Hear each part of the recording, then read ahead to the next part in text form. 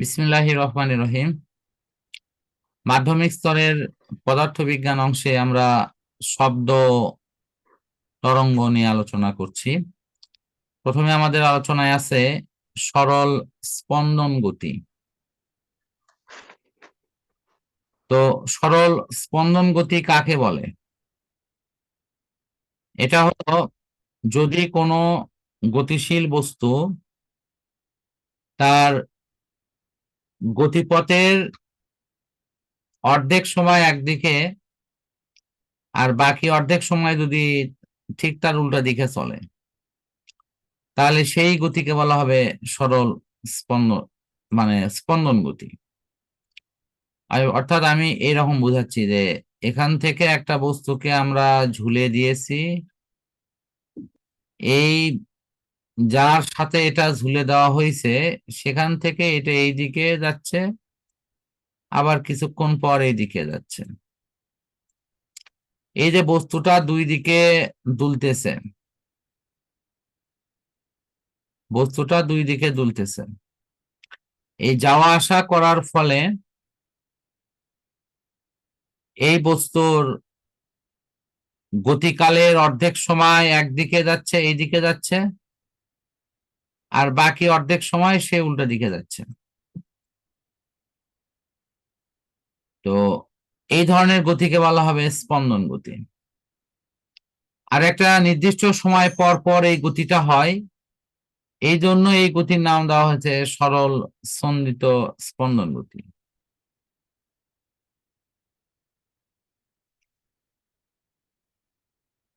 তোমার এই যে দোলনায় যে দোলা হয়, ঘড়ির মধ্যে দোলক থাকে, এগুলোর গতি হবে সরল দোলকের গতি বা সরল স্পন্দন গতি। বুঝতে পারছো?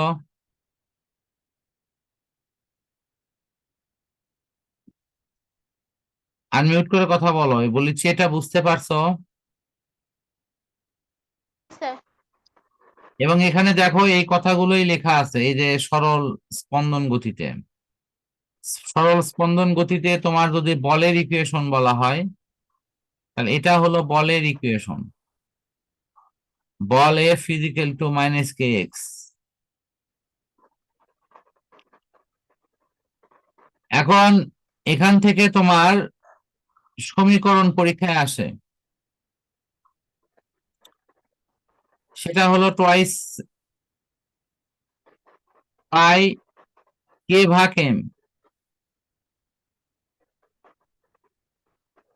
দেখো এটা কে ভাগ এম, এটা হলো তোমার তার সমীকরণ। স্প্রিং এর ক্ষেত্রে স্প্রিং যদি এরকম উপরে নিচে যাওয়া আসা করে, উপরে আর নিচে যাওয়া আসা করে, আমার এখানে এম ভাগ কে দেওয়া আছে বইয়ে। বইয়ে এম ভাগ এ দেওয়া আছে। এম ভাগ কে এম দেওয়া ভাগ আছে। কে। দেখো তো, তাহলে এক এক বই যদি এক একটা থাকে তাহলে তো সমস্যা।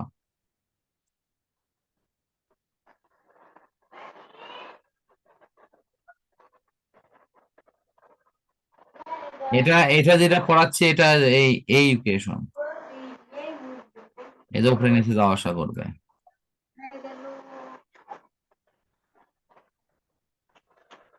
ঠিক আছে। আহ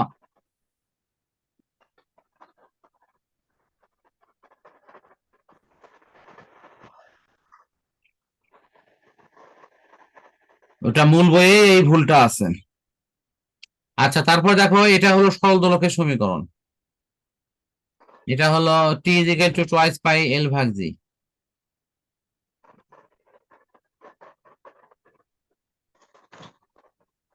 তাহলে এখানে হচ্ছে টোয়াইস পাই রুট এম ভাগ কে।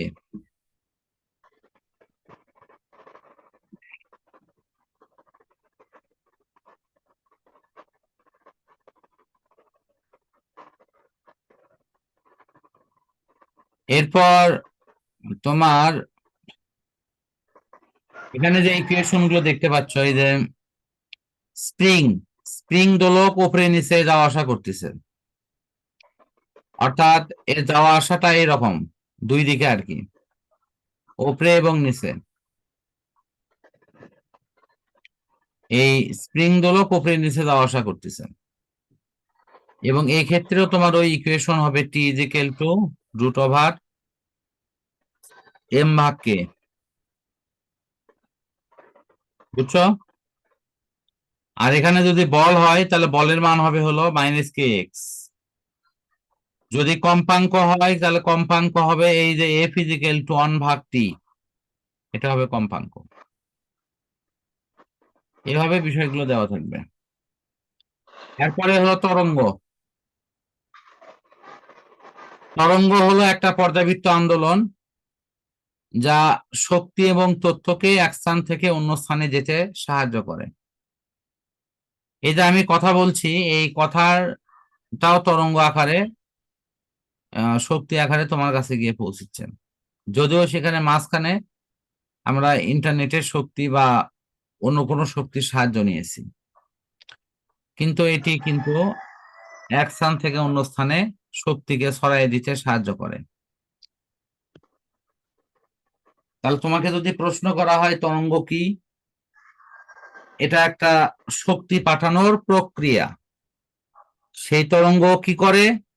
এক স্থান থেকে শক্তিকে অন্য স্থানে পাঠাতে সাহায্য করে, বুঝছো?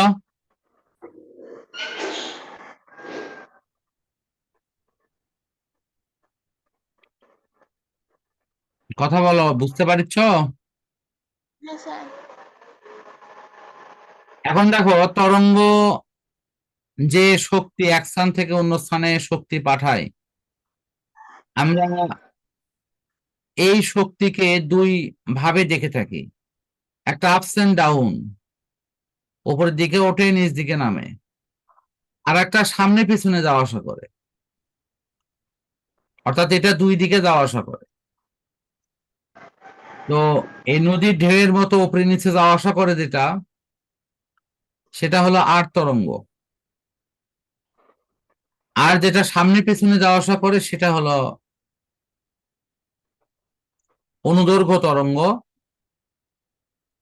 সেটা সামনের দিকে বা পশ্চাৎ দিকে যাওয়া আসা করে।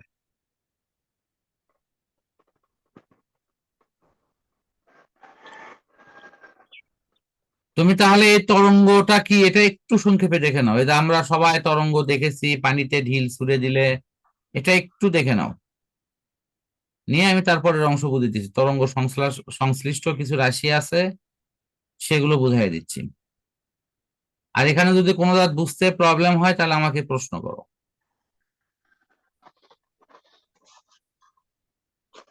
দেখো, আমাদের এই তরঙ্গের কিছু বৈশিষ্ট্য আছে। তরঙ্গের প্রথম বৈশিষ্ট্যটা হলো যে এটা যখন এক স্থান থেকে অন্য স্থানে যাবে, এই তরঙ্গের ক্ষেত্রে তার একটা মিডিয়া হয় হলো বাতাস, অর্থাৎ বাতাসের সাহায্য ছাড়া আমরা এই তরঙ্গকে এক স্থান থেকে অন্য স্থানে পাঠাতে পারি না। মানে এটা শব্দ তরঙ্গের কথা বলতেছি। যেমন চাঁদে গিয়ে যদি কেউ কথা বলে, তাহলে তার কথাটা আর একজনের কাছে পৌঁছিবে না, কারণ চাঁদের ওখানে কোনো বায়ু নাই, সেই কারণের জন্য কোনো তরঙ্গ সেখানে কাজ করবে না। বুঝতে পারছো কি? তাহলে মাধ্যম দরকার। হ্যাঁ তারপরের কথা বলা হচ্ছে যে মাধ্যমগুলো কিভাবে এই তরঙ্গকে সঞ্চালন করে। তরঙ্গগুলোকে সঞ্চালন করার সময় মাধ্যমগুলো নিজের জায়গা থেকে অনবরত কাঁপে। তারা এই কম্পনের মাধ্যমে তারা স্পন্দিত হয় এবং এক স্থান থেকে অন্য স্থানে শব্দ বা তরঙ্গকে সঞ্চালন করতে সাহায্য করে। আচ্ছা, এরপর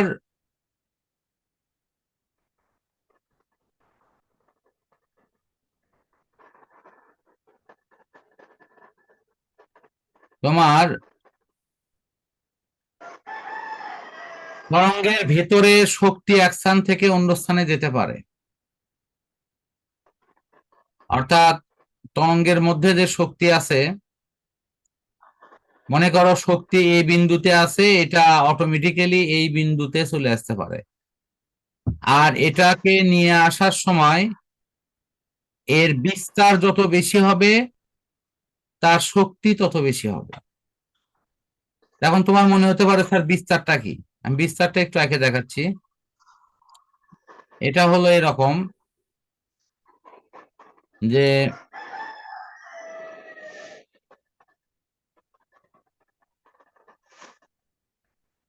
এই যে উপরের দিকে যে ব্যবধান আর নিচ দিকের যে ব্যবধান,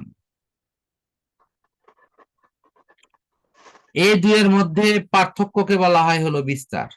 তার মানে আমি এই তরঙ্গ যদি এই জায়গা তাকাই, তাহলে বিস্তার হবে হলো এইটুকু, এই যে পুরোটা হলো বিস্তার, উপরে আর নিচের এই পুরোটা হলো বিস্তার।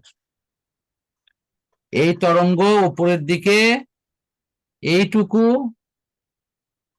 ঠিক আছে, উপরের দিকে কতটুকু, উপরের দিকে এইটুকু, আর নিচের দিকে এইটুকু, এই পথটা সে অতিক্রম মানে কম্পন করিচ্ছে। বুঝতে পারছো? হ্যাঁ। আচ্ছা, তারপরেরটা হলো তরঙ্গের একটা নির্দিষ্ট বেগ থাকে, মাধ্যমের প্রকৃতির উপর এই বেগটা নির্ভর করে। সবচেয়ে বেগ বেশি হলো কঠিন মাধ্যমে, আর সবচেয়ে বেগ কম হলো তোমার বায়বীয় মাধ্যমে। আবারও বলতেছি, সবচেয়ে বেগ কম হলো কঠিন মানে বেশি হলো কঠিন মাধ্যমে, আর সবচেয়ে কম হলো বায়বীয় মাধ্যম। এখানে যেরকম বাতাসের শব্দের বেগ 330 মিটার/সেকেন্ড, দেখো তরলে অর্থাৎ পানির মধ্যে গেলে 1439, আর তুমি যদি লোহার মধ্যে যাও, লোহাতে শব্দের বেগ হলো প্রায় 5130 মিটার/সেকেন্ড। ক্লিয়ার, বুঝছো? এরপরে তোমার শব্দের প্রতিফলন, প্রতিসরণ এগুলা হয়, প্রতিধ্বনি সৃষ্টি হয়। এবং শব্দ তরঙ্গের যে বৈশিষ্ট্য, সেটা সবচেয়ে গুরুত্বপূর্ণ বৈশিষ্ট্য হলো এর উপরিপাতন। এর অন্যান্য অপশনগুলো কিন্তু আমাদের কাজে লাগে, সেটা এখানে দেয়া আছে। উপরিপাতন মানে একটা আর একটার উপর এসে আপতিত হওয়া।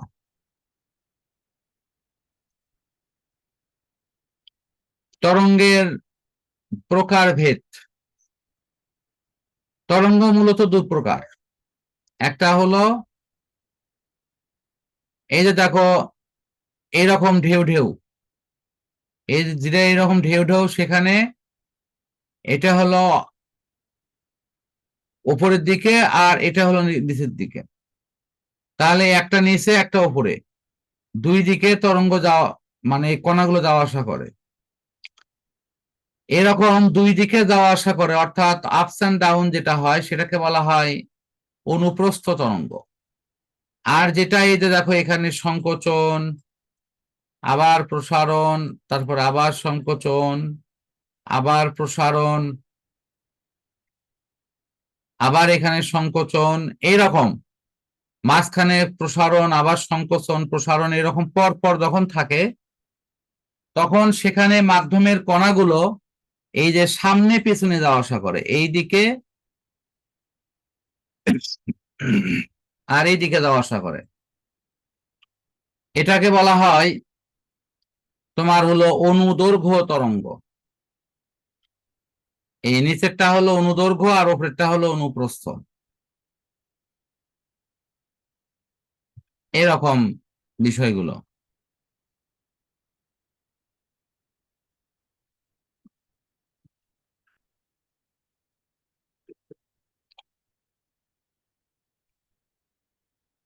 ঠিক আছে,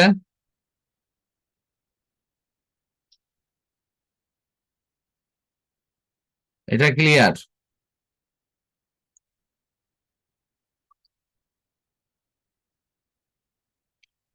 তোমাকে অনুদৈর্ঘ্য অনুপ্রস্থের আরেকটা জিনিস দেখাই, তাহলে হয়তো ভালো বুঝতে পারবা।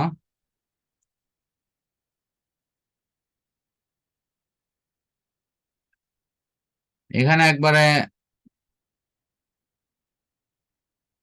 পার্থক্য সহ দেওয়া আছে। এই যে তরঙ্গের প্রকারভেদ, অনুদৈর্ঘ্য অনুপ্রস্থ, এবং শেষে তোমার এই পার্থক্যের একটা ছক আঁকে দেওয়া আছে।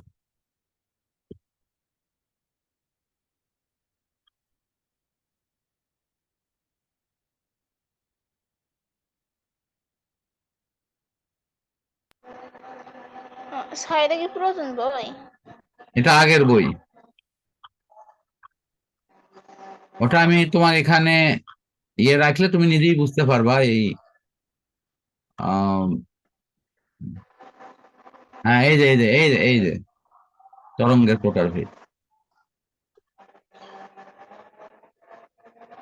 অনুপ্রস্থ অনুদৈর্ঘ্য, দুটোই দেওয়া আছে।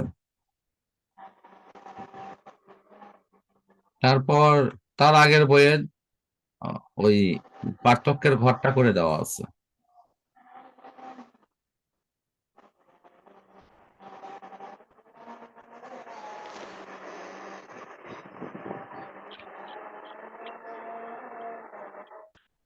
এই যে আমি যে পার্থক্যের ঘরের কথা বলি, এই যে এখানে ভিডিওতে এটা রেকর্ড থাকবে, তুমি এখান থেকে দেখে নিতে পারবো। তাহলে তরঙ্গের এইটুকুই থাক নাকি? হ্যাঁ। তো নেক্সট দিনে ইনশাল্লাহ কথা হবে। তুমি ওই রসায়নের ওই পড়াগুলো কমপ্লিট করো, আর এই পড়াগুলো ভালোভাবে আজকেই দেখো। আর কোথাও যদি বুঝতে প্রবলেম হয়, আমাকে নেক্সট দিন আবার প্রশ্ন করো। আল্লাহ হাফেজ। আচ্ছা, আসসালামু আলাইকুম।